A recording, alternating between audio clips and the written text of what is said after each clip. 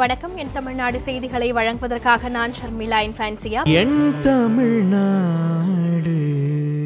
கோவை அரசு கலைக்கல்லூரியில் மாணவர்களிடையே ஏற்பட்ட கடுமையான மோதலால் அப்பகுதியில் பதற்றம் நிலவுகிறது. இதனையடுத்து நிலைமையை கட்டுப்படுத்த கல்லூரி வளாகத்தில் போலீசார் குவிக்கப்பட்டுள்ளனர். கோவை அரசு கலை மற்றும் அறிவியல் கல்லூரியில் 1000க்கும் மேற்பட்ட மாணவ மாணவியர் பயின்று வருகின்றனர். உள்ளூர் மற்றும் வெளியூரில் இருந்து வரும் மாணவர்கள் கல்லூரிக்கு வெளியே உள்ள அரசு விடுதியில் தங்கி பயின்று வருகின்றனர். இந்நிலையில் 2ஆம் ஆண்டு மாணவர் லோகேஷ் கல்லூரி விடுதியில் தங்கி பயின்று வருகிறார். இவர் நேற்று சட்டைக்கு பட்டன் போடாமல் கல்லூரிக்கு வந்ததாகவும் அதனை 3ஆம் ஆண்டு மாணவரான மஞ்சுநாதன் தட்டி கேட்டதாகவும் கூறப்படுகிறது. இந்த சம்பவத்தை தொடர்ந்து இருவருக்கும் இடையே மோதல் ஏற்பட்டுள்ளது. இதனால் ஆத்திரமடைந்த 3ஆம் ஆண்டு மாணவர்கள் லோகேஷ் மற்றும் அவரது நண்பர்களை கடுமையாக தாக்கியுள்ளனர். இதில் 2ஆம் ஆண்டு மாணவர்களான ஹரிஹரன், ரஞ்சித் மற்றும் 3ஆம் ஆண்டு மாணவரான தினேஷ் ஆகியோர் காயங்களுடன் அரசு மருத்துவமனையில் அனுமதிக்கப்பட்டுள்ளனர். நாங்கள் பார்த்தீங்கன்னா டே ஸ்காலரு கல்லூரியில் பார்த்தீங்கன்னா என்ன பிரச்சனைன்னு கேட்டிங்கன்னா விடுதி மாணவர்களுக்கும் டே ஸ்காலருக்கு வந்து தொடர்ச்சி பிரச்சனை போயிட்டே இருந்துச்சு. இந்த பிரச்சனை பார்த்தீங்கன்னா மார்ச் மாதம் வந்து இதாச்சு. அப்போயே நாங்கள் போய் புகார் கொடுத்தோம். மார்ச், ஏப்ரல், மே, ஜூன், ஜூலை எல்லா மாதமும் தொடர்ச்சி சண்டை போட்டே இருந்தாங்க. எங்கள் அடிச்சப்பெல்லாம் போய் நாங்கள் வந்து லெட்டர் கொடுத்தோம். இந்த டிபார்ட்மெண்ட் வந்து ஒரு டிபார்ட்மெண்ட் இல்லை, history, public economics, BCom, CA, English department, இந்த மாதிரி எல்லா டேஸ்களையும் ஹாஸ்டல் பசங்க அடித்தாங்க. நாங்கள் போய் வந்து டீசெண்டாக வந்து நாங்கள் வந்து அடிதடிக்கு போகாமல் காவல்துறைக்கிட்டையும் அப்புறம் எங்கள் பிரின்சிபல்கிட்டையுமே கம்ப்ளைண்ட் கொடுத்தோம். இது வரைக்கும் வந்து அவங்க ஒரு ஆக்ஷன் கூட எடுக்கல. அவங்க ஆக்ஷன் எடுத்தாங்கன்னா இந்த அளவுக்கு பிரச்சனை வந்திருக்காது. இதனிடையே மோதலில் ஈடுபட்ட கல்லூரி மாணவர்கள் 4 பேரை சஸ்பெண்ட் செய்துள்ள கல்லூரி நிர்வாகம் வரும் வெள்ளிக்கிழமை வரை கல்லூரிக்கு விடுமுறை அறிவித்துள்ளது. இதனிடையே காயமடைந்த மாணவர்களுக்கு அரசு மருத்துவமனையில் சிகிச்சை அளிக்கப்பட்டு வருகிறது. கோவை அரசு கலைக்கல்லூரியில் முன்னெச்சரிக்கையாக போலீசாரும் குவிக்கப்பட்டுள்ளனர். திருச்சி மாவட்டம் மண்ணச்சநல்லூரில் செயல்படும் மணல் குவாரிகளை மூட வலியுறுத்தி சாலை மறியலில் ஈடுபட்ட மாணவர்கள் மீது போலீசார் தடியடி நடத்தி கூட்டத்தை கலைத்தனர். மண்ணச்சநல்லூர் அருகே உள்ள திருவாசி, கிளியநல்லூர், கரியமாணிக்கம் ஆகிய பகுதிகளில் மணல் குவாரிகள் உள்ளன. இங்கு மணல் அள்ளுவதற்காக வரும் லாரிகள் சாலையின் இருபுறங்களிலும் நிறுத்தப்படுவதால் கடும் போக்குவரத்து நெரிசல் ஏற்படுவதாக குற்றச்சாட்டு எழுந்துள்ளது. இந்நிலையில் போக்குவரத்து பிரச்சினையை அதிகாரிகள் கண்டுகொள்ளவில்லை என கூறி திருச்சி, சேலம் நெடுஞ்சாலையில் பொதுமக்கள் மறியல் போராட்டம் நடத்தினர். இவர்களுடன் பள்ளி மற்றும் கல்லூரி மாணவர்களும் சாலை மறியலில் பங்கேற்றனர். இந்நிலையில் அங்கு வந்த போலீசாருக்கும் பொதுமக்களுக்கும் இடையே கடும் வாக்குவாதம் ஏற்பட்டது. அப்போது மாணவர்கள் மீது தடியடி நடத்தி சாலை மறியலில் ஈடுபட்டவர்களை போலீசார் கலைத்தனர்.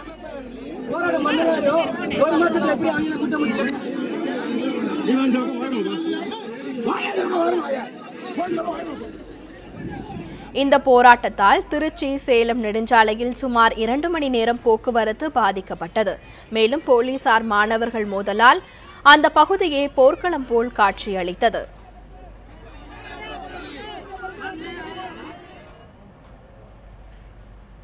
திண்டுக்கல் மாவட்டம் கொடைக்கானலில் பயிர்கள் கருகியதால் மனமுடைந்த விவசாயி ஒருவர் தற்கொலை செய்து கொண்டார். கொடைக்கானல் அருகே உள்ள கீழான வயல் கிராமத்தைச் சேர்ந்த விவசாயி முருகன் தமது தோட்டத்தில் உருளைக்கிழங்கு, மலைப்பூண்டு மற்றும் பட்டர் பீன்ஸ் உள்ளிட்ட செடிகளை பயிரிட்டுள்ளார். நடப்பாண்டில் போதிய மழை பெய்யாததால் பயிர்கள் வாடியதுடன் விளைச்சலும் பாதித்துள்ளதால் முருகன் மிகவும் வருத்தத்துடன் இருந்துள்ளார்.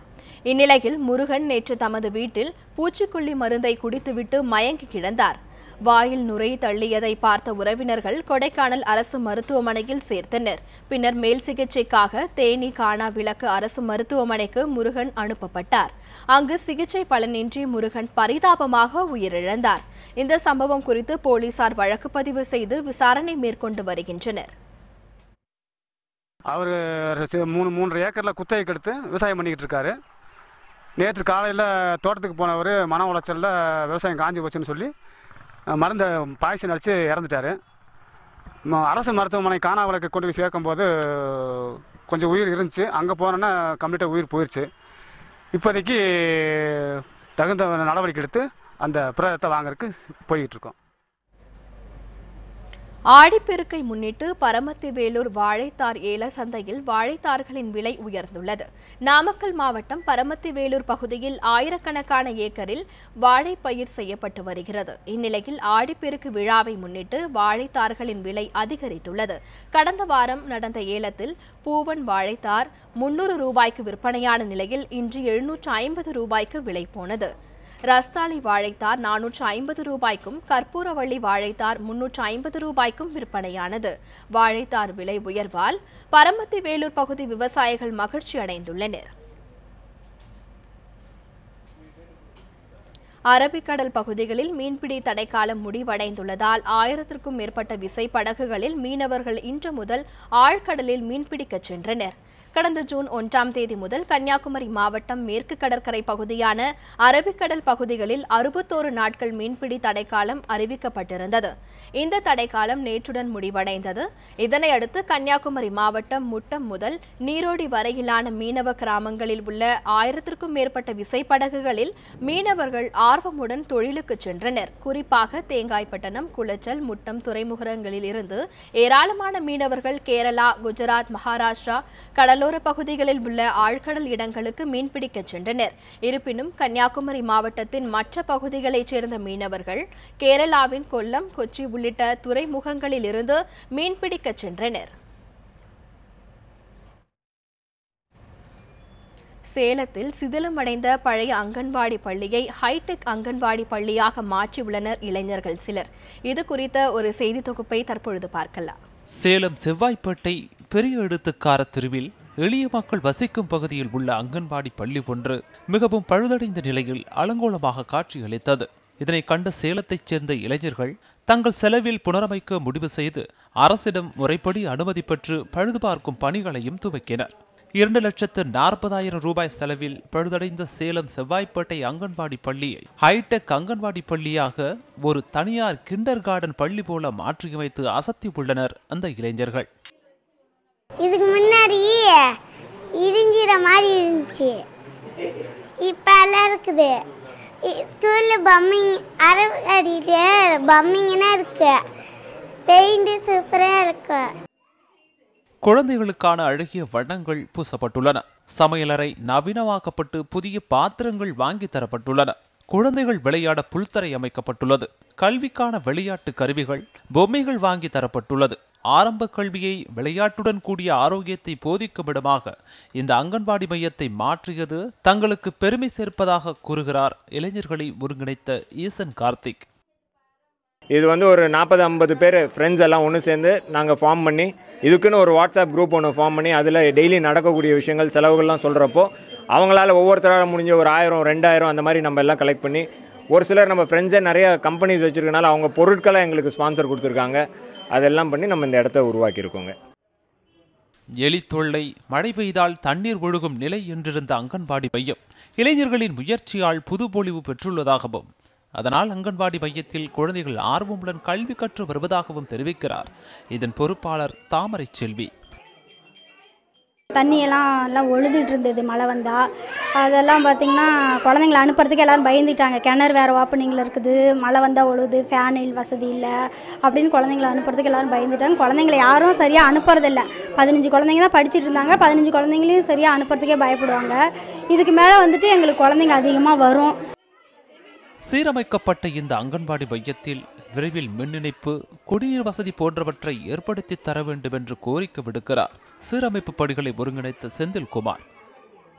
வாட்டர் கனெக்ஷன் இங்கே இல்லை, ப்ளஸ் இபி கனெக்ஷனும் பார்த்திங்கன்னா இங்கே முன்னாடி இருந்த ஹெட் மாஸ்டர் தான் கொடுத்துட்ருக்காரு. இந்த 2 இதுவும் அவங்க கொடுத்து உதவுனாங்க அப்படின்னா பக்கத்தில் இருக்க ப்ரைமரி ஸ்கூலையும் இதோட அட்டாச் பண்ணி அதுக்கு டாய்லெட் ஃபெசிலிட்டியும் கிளியர் பண்ணி கொடுத்து மேற்கொண்டு பார்த்திங்கன்னா இது தமிழ்நாட்டிலே ஒரு முதன்மையான ஒரு மாடல் அங்கன்வாடியாக நாங்கள் கொண்டு வருவோம். சேலம் மாவட்டத்தில் 2826 அங்கன்வாடி மையங்கள் செயல்பட்டு வருவதாக கூறும் ஒருங்கிணைந்த குழந்தைகள் வளர்ச்சி திட்ட அலுவலர் பாலாம்பிகை, அரசின் உதவியை மட்டும் எதிர்பாராமல் தங்களுடைய பகுதியில் உள்ள அங்கன்வாடி மையங்களை மேம்படுத்த இளைஞர்கள் முன்வர வேண்டும் என்றும் வலியுறுத்துகிறார். எல்லா விஷயத்தையுமே அரசே முன் வந்து பண்ணுறது அப்படிங்கிறது வந்து ஒரு முடியாத காரியம் சார். நம்ம சமூகத்தில் இருக்கிறவங்களும் வந்து இதில் இன்வால்வ் பண்ணணும். ஏன்னா எங்கள் இதில் ஒரு ப்ராஜெக்ட் வந்து கம்யூனிட்டி பார்ட்டிசிபேஷன் ஒன்று இருக்குது. சமூக ஆர்வலர்களாக எவ்வளோ பேர் முன் வராங்களோ, ஒரு சின்ன விஷயம் அட்லீஸ்ட் ஒரு வாட்டர் ஃபில்டர் கொடுக்குறாங்க, ஒரு வந்து நோட் புக் கொடுக்குறாங்க அப்படின்னா கூட வந்து அதை கூட நாங்கள் வந்து குழந்தைங்களுக்காக வந்து உபயோகப்படுத்துகிறோம். அவங்களால என்ன உதவிகள் செய்ய முடியுமோ அதை வந்து செய்யலாங்க சார். அடித்தட்டு மக்களின் ஆரம்ப கல்வியை நனவாக்கும் அங்கன்வாடி மையத்தை சீரமைத்த சேலம் இளைஞர்கள் போன்று பிற பகுதிகளிலும் இதுபோன்ற முயற்சிகளை இளைஞர்கள் முன்னெடுக்க வேண்டும் என்பதே பலரின் விருப்பமாக உள்ளது. ஒளிப்பதிவாளர் நேதாஜியுடன் ரியாஸ், நியூஸ் 7 தமிழ், சேலம். திண்டுக்கல் மாவட்டம் வேடச்சந்தூரில் போதிய உபகரணங்கள் இன்றி கால்வாய் தூர்வாரும் பணியில் துப்புரவு பணியாளர் ஈடுபடுத்தப்படுவதாக குற்றச்சாட்டு எழுந்துள்ளது. பாதுகாப்பு உபகரணங்கள் இல்லாமல் துப்புரவு பணியாளர்கள் கழிவுகளை அள்ளுவதால் நோய் தொற்றும் அபாயம் ஏற்பட்டுள்ளதாக சமூக ஆர்வலர்கள் கவலை தெரிவித்துள்ளனர். வேடச்சந்தூர் பேரூராட்சிக்குட்பட்ட பகுதிகளில் ஆக்கிரமிப்புகள் அகற்றப்பட்ட போது சாக்கடை கால்வாய்கள் உடைக்கப்பட்டன. அதனை சரி செய்யும் பணியில் ஈடுபட்டுள்ள துப்புரவு தொழிலாளர்களுக்கு பாதுகாப்பு உபகரணங்கள் வழங்கப்படவில்லை என்று கூறப்படுகிறது. எனவே துப்புரவு தொழிலில் ஈடுபட்டுள்ள தொழிலாளர்களுக்கு பாதுகாப்பு உபகரணங்களை முறையாக வழங்க நடவடிக்கை எடுக்க வேண்டும் என்ற கோரிக்கை எழுந்துள்ளது. தேனி மாவட்டம் பெரியகுளத்தில் ஆட்டோ மீது அரசு பேருந்து மோதிய விபத்தில் உரிய இழப்பீட்டுத் தொகை வழங்காததால் நீதிமன்ற உத்தரவின் பேரில் அரசு பேருந்து ஜப்தி செய்யப்பட்டது. கடந்த 2014ஆம் ஆண்டு போடியிலிருந்து தேனி நோக்கி சென்ற அரசு பேருந்து ஆட்டோ மீது மோதியதில் ஆட்டோ ஓட்டுநர் ஆனந்தன் என்பவர் படுகாயமடைந்தார். இந்த விபத்தில் ஆனந்தனுக்கு இடது கை செயல் இழந்ததால் 89,000 ரூபாய் இழப்பீட்டுத் தொகை வழங்க நீதிமன்றம் உத்தரவிட்டது. இந்நிலையில் 1 ஆண்டிற்கும் மேலாக இழப்பீட்டுத் தொகையை வழங்காததால் பெரியகுளம் சார்பு நீதிமன்ற நீதிபதி விஜயகுமார் அரசு பேருந்தை ஜப்தி செய்ய உத்தரவிட்டார். இதன் அடிப்படையில் அமீனா ரமேஷ் பெரியகுளம் பேருந்து நிலையத்தில் நின்றிருந்த அரசு பேருந்தை ஜப்தி செய்தார்.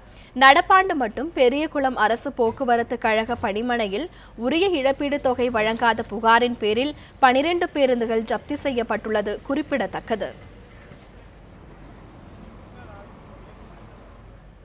நாமக்கல் மாவட்டம் ராசிபுரம் மற்றும் சுற்றுவட்டார பகுதிகளில் பரவி வரும் மர்ம காய்ச்சலால் 50க்கும் மேற்பட்டோர் பாதிக்கப்பட்டுள்ளனர். ராசிபுரம் அடுத்த உடையார்பட்டி, நாவல்பட்டி கிராமங்களில் 500க்கும் மேற்பட்ட குடும்பங்கள் வசித்து வருகின்றன. கடந்த சில நாட்களாக இந்த பகுதியில் மர்ம காய்ச்சல் பரவி வருகிறது. காய்ச்சலால் பாதிக்கப்பட்ட 50க்கும் மேற்பட்டவர்கள் கோவை உள்ளிட்ட பகுதிகளில் செயல்பட்டு வரும் தனியார் மருத்துவமனைகளில் சிகிச்சை பெற்று வருகின்றனர். தங்கள் பகுதியில் சுகாதார சீர்கேடு நிலவுவதே காய்ச்சல் பரவ காரணம் என குற்றம் சாட்டியுள்ள பொதுமக்கள் மாவட்ட நிர்வாகம் உரிய நடவடிக்கை எடுக்க வேண்டும் எனவும் வலியுறுத்தியுள்ளனர். எங்கள் ஊரில் வந்து பார்த்தீங்கன்னா கிட்டத்தட்ட ஒரு 10-20 சிறுமிங்க வந்து குழந்தைங்களும் சரி பொண்ணுங்களும் சரி ரொம்ப உடம்பு சரியில்லாமல் அவதிப்பட்டு இருக்காங்க. 2-3 குழந்தைங்க பெட்டில் அட்மிட் பண்ணியிருக்காங்க. இருந்தாலும் ஒரு சில குழந்தைங்க மருமகத்தை ஒரு 10 நாள் 1 வாரம் காலமாகவே வந்து உடனே படுத்திருக்காங்க. இதுக்கு வந்து சரியான நடவடிக்கை வந்து கவர்மெண்ட் எடுக்கணும். ஆனால் எடுத்து அலட்சியப்படுத்துகிறாங்க. நம்ம சொன்னாலும் சரியான ரெஸ்பான்ஸும் பண்ண முடியறாங்க. நம்ம சொல்லோடி தான் திரும்ப செய்ய முற்படுறாங்க. கோவை அரசு மருத்துவமனையில் 36 பேர் டெங்கு காய்ச்சலால் பாதிக்கப்பட்டு அனுமதிக்கப்பட்டுள்ளனர். கோவை, திருப்பூர், ஈரோடு மாவட்டங்களில் டெங்கு காய்ச்சல் தற்போது வேகமாக பரவி வருகிறது. கோவை அரசு மருத்துவமனையில் டெங்கு காய்ச்சல் பாதிக்கப்பட்டு இதுவரை 10 குழந்தைகள் உட்பட 36 பேர் சிறப்பு வார்டுகளிலும், சாதாரண காய்ச்சலால் 178 பேரும் அனுமதிக்கப்பட்டுள்ளனர். கோவை மாவட்டத்தில் இதுவரை டெங்கு காய்ச்சலால் பாதிக்கப்பட்டு 4 பேர் பலியாகியுள்ளனர்.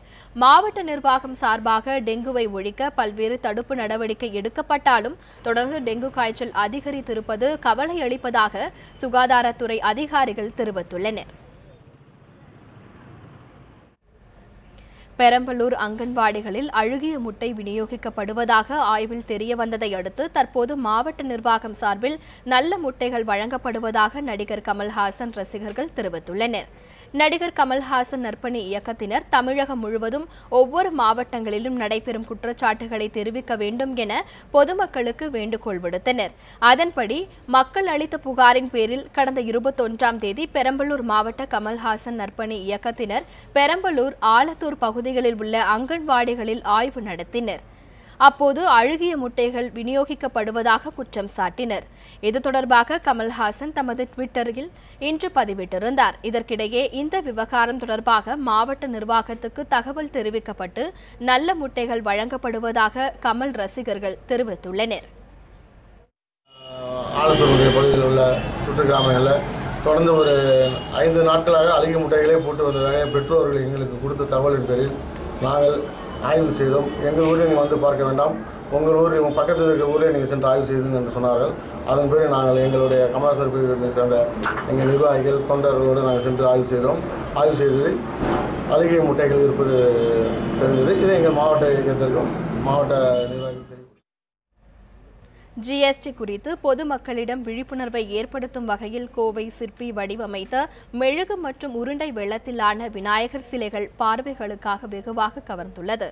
கோவை குனியமுத்தூர் பகுதியைச் சேர்ந்த ராஜா என்பவர் பல்வேறு சமூகம் சார்ந்த பிரச்சினைகளை சிலை வடிவில் வடிவமைக்கும் கைதேர்ந்த சிற்பி தற்போது ஜிஎஸ்டி அமல்படுத்தப்பட்டுள்ள நிலையில் ஜிஎஸ்டி குறித்து பொதுமக்களுக்கு விழிப்புணர்வை ஏற்படுத்தும் நோக்கில் மெழுகு மற்றும் உருண்டை வெள்ளத்தில் ஜிஎஸ்டி விநாயகர் சிலைகளை செதுக்கியுள்ளார். வரும் 25ஆம் தேதி விநாயகர் சதுர்த்தியை கொண்டாடும் நிலையில் ஜிஎஸ்டி எனும் எழுத்துகளால் மெழுகு மற்றும் உருண்டை வெள்ளத்தால் ஆன விநாயகர் சிலைகளை ராஜா வடிவமைத்துள்ளார். இந்த சிலைகள் காண்போரை கவரும் வகையிலும் ஜிஎஸ்டியை விளக்கும் வகையிலும் உள்ளதாக பார்வையாளர்கள் தெரிவித்துள்ளனர். ஜிஎஸ்டி பரபரப்பாக பேசக்கூடிய செய்தி. கடந்த 1 மாதம் ஆயாச்சு, இருந்தும் மக்கள் மத்தியில் எந்த அளவுக்கு போய் சேர்ந்தது அப்படிங்கிறது தெரியல. அதனால் இப்போ வர விநாயகர் சதுர்த்தியை முன்னிட்டு அனைத்து மக்களும் போற்றக்கூடிய முதன்மை கடவுள் விநாயகர் அவர் ஜிஎஸ்டியை வரவேற்கும் விதமாக விழிப்புணர்வை ஏற்படுத்தும் விதமாக நான் சிலையை பண்ணியிருக்கிறேன். இது இப்போ இந்த விஷயம் ஒரு சிலருக்கு கசப்பாக இருக்கலாம், ஆனால் பின்னாடி பிற்காலத்தில் இது ஒரு இனிப்பான செய்தியாக இருக்கும் அப்படிங்கிற குறிப்பிடும் வகையில் இந்த உருகும் மெழுகு சிலையும் உருண்டை வெள்ளம் இனிப்பு செய்தி அப்படிங்கிற மாதிரியா இந்த 2 சிற்பங்களை நான் பண்ணியிருக்கிறேன். தேர்வுக்குழு ஒருங்கிணைப்பாளரின் அழுத்தத்தால் மட்டுமே மதுரை காமராசர் பல்கலைக்கழக துணைவேந்தரை தேர்வு செய்ததாக உயர்நீதிமன்ற மதுரை கிளையில் தேர்வுக்குழு உறுப்பினர்கள் பதில் மனு தாக்கல் செய்துள்ளனர். இது தொடர்பாக அந்தோணிராஜ் என்பவர் தாக்கல் செய்துள்ள மனுவில் மதுரை காமராசர் பல்கலைக்கழக துணைவேந்தர் செல்லதுரை நியமனத்தை ரத்து செய்ய வேண்டும் என வலியுறுத்தியிருந்தார். இந்த வழக்கில் தேர்வுக்குழு உறுப்பினர்கள் ஹரிஷ் மேதா மற்றும் ராமகிருஷ்ணன் ஆகியோர் பதில் மனு தாக்கல் செய்திருந்தனர். அதில் தேர்வுக்குழு ஒருங்கிணைப்பாளரின் அழுத்தத்தால் மட்டுமே மதுரை காமராசர் பல்கலைக்கழக துணைவேந்தரை தேர்வு செய்ததாக கூறியுள்ளனர். மேலும் செல்லதுரை குறித்த குற்ற வழக்கு நீதிமன்றத்தில் நிலுவையில் உள்ளதையும் தெரிவித்தும் அரசின் முடிவுக்கு ஒத்துழைப்பு அளிக்க வேண்டும் என தேர்வுக்குழு ஒருங்கிணைப்பாளர் நிர்பந்தப்படுத்தியதால் மட்டுமே தாங்கள் அவரை தேர்வு செய்ய நேர்ந்தது எனவும் தெரிவித்தனர். இந்த வழக்கு இன்று விசாரணைக்கு வந்தபோது காமராசர் பல்கலைக்கழக துணைவேந்தர் நியமனம் குறித்த ஆவணங்கள் ஸ்லீட்டிக் கவரில் தாக்கல் செய்யப்பட்டுள்ளன. இதனைத் தொடர்ந்து துணைவேந்தர் செல்லதுரை உள்ளிட்டோர் பதிலளிக்க நீதிபதிகள் உத்தரவிட்டனர். சேலத்தில் பெய்த கனமழையால் பல லட்சம் மதிப்பிலான மின்சாதன இயந்திரங்கள் பழுதடைந்ததால் வியாபாரிகளுக்கு பெரும் நஷ்டம் ஏற்பட்டுள்ளது. சேலத்தில் விடிய விடிய பெய்த கனமழையால் மாநகரத்தில் உள்ள பல்வேறு பகுதிகளில் மழைநீர் மற்றும் சாக்கடை நீர் கலந்து குடியிருப்பு பகுதிகளுக்குள் புகுந்தது. இதனால் இரவு முழுவதும் பொதுமக்கள் உறங்காமல் கடுமையாக அவதிப்பட்டனர். சேலம் புதிய பேருந்து நிலையம், பள்ளப்பட்டி மற்றும் ஜஹீர் அம்மாபாளையம் உள்ளிட்ட பகுதிகளில் உள்ள வியாபார கடைகள் மற்றும் கணினி மையம் உள்ளிட்ட கடைகளுக்கு உள்ளே தண்ணீர் புகுந்ததால் பல லட்சம் ரூபாய் மின்சாதன மதிப்பிலான பொருட்கள் சேதமடைந்ததாக வணிகர்கள் குற்றம் சாட்டியுள்ளனர். இதற்கு மாநகராட்சி நிர்வாகம் உரிய நேரத்தில் சாக்கடை நீரை அகற்றாததும் வடிகால்கள் முழுவதுமாக ஆக்கிரமிப்பில் உள்ளது காரணம் என பொதுமக்கள் புகார் கூறியுள்ளனர். மேலும் மழைக்காலங்களில் போர்க்கால நடவடிக்கைகளை மேற்கொள்ள வேண்டும் என்றும் அவர்கள் வேண்டுகோள் விடுத்தனர். நேற்று முன்தினம் பெய்த மழையில் பார்த்தீங்கன்னு சொன்னால் தண்ணி அத்தனையும் ரோட்லேயும் வியாபார கடைகளுக்குள்ளே வீடுகளுக்குள்ளே பூந்து ஏராளமான ஜெராக்ஸ் கடையில் ஜெராக்ஸ் மிஷினு போயிடுச்சு, இன்டர்நெட் சென்டரில் எல்லாம் அவுட் ஆயிடுச்சு. எல்லாம் பெருத்த நஷ்டம், லட்சக்கணக்கான ரூபாய் நஷ்டம் ஏற்பட்டிருக்கு. ஆனால் இது குறித்து இந்த மாநகராட்சி நிர்வாகமோ இந்த மாவட்ட நிர்வாகமோ எந்த விதமான நடவடிக்கையும் இல்லை. உயர்நீதிமன்றத்தில் தமிழை வழக்காடு மொழியாக்க கோரி மதுரையில் வழக்கறிஞர்கள் 6வது நாளாக உண்ணாவிரத போராட்டத்தில் ஈடுபட்டனர். பகத்சிங், வேல்முருகன், சிவக்குமார், மெய்யப்பன் உள்ளிட்ட 9 வழக்கறிஞர்கள் இன்று 6வது நாளாக உண்ணாவிரத போராட்டத்தை தொடர்ந்தனர். முன்னதாக இந்த போராட்டத்தில் கலந்து கொள்ள திராவிட விடுதலைக் கழக தலைவர் கொளத்தூர் மணி மதுரை வரவுள்ளதாக தகவல் வெளியான நிலையில் அவரை கண்டித்து ஃபார்வர்ட் பிளாக் கட்சியினர் போராட்டம் நடத்தினர். இதனைத் தொடர்ந்து திண்டுக்கல்லில் கொளத்தூர் மணியை போலீசார் தடுத்து நிறுத்தினர். 2015 கூடிய டாக்டர் சுதர்சன் நாச்சியப்பன் தலைமையிலான பாராளுமன்ற குழு மாநிலங்கள் கோரிக்கை வைத்தால் அந்தந்த மாநிலங்களின் அலுவல் மொழியை நீதிமன்ற மொழியாக ஆக்க வேண்டும் என்று கூறியிருக்கிறது. மேலும் நீதித்துறையிடம் இது தொடர்பாக எந்தவித ஆலோசனையும் அவசியமில்லை என்று கூறியிருந்த போதும் 2015 அந்த சுதர்சன் நாச்சியப்பன் அந்த அறிக்கைக்கு மாறாக மத்திய அரசு மீண்டும் உச்சநீதிமன்றத்துக்கு அனுப்பி தமிழ், கன்னடம், குஜராத்து, வங்காளம் ஆகிய மொழிகளுக்கு உச்சநீதிமன்றம் மறுப்பு தெரிவித்திருக்கிறது. இதை நாங்கள் வன்மையாக கண்டிக்கிறோம். மத்திய அரசு உடனடியாக மாநிலங்கள் கோரிக்கையை ஏற்று தமிழ் மொழியை நீதிமன்ற மொழியை ஆக்க வேண்டும். இல்லையேல் சாகுவரையிலான எங்களுடைய பட்டினி போராட்டம் தொடரும். கோவை மாவட்டம் செட்டிப்பாளையத்தில் ரயில் நிலையம் அமைக்க வலியுறுத்தி பொதுமக்கள் பேரூராட்சி அலுவலகத்தை முற்றுகையிட்டு போராட்டத்தில் ஈடுபட்டனர். கோவை, போத்தனூர், பொள்ளாச்சி அகல ரயில் பாதை திட்டப் பணிகள் முடிவடைந்து ரயில்கள் இயக்கப்பட்டு வருகின்றன. செட்டிப்பாளையம் பகுதியில் ரயில் நிலையம் அமைக்க ரயில்வே துறை அனுமதி அளித்தும் அதற்காக பேரூராட்சி நிர்வாகமும் நாடாளுமன்ற உறுப்பினரும் 49 லட்சம் ரூபாயை நிதி ஒதுக்கீடு செய்யாமல் காலம் தாழ்த்துவதாக அவர்கள் குற்றம் சாட்டியுள்ளனர். இது தொடர்பாக பலமுறை மனு அளித்தும் நடவடிக்கை எடுக்கவில்லை என்பதும் அவர்களின் புகாராக உள்ளது.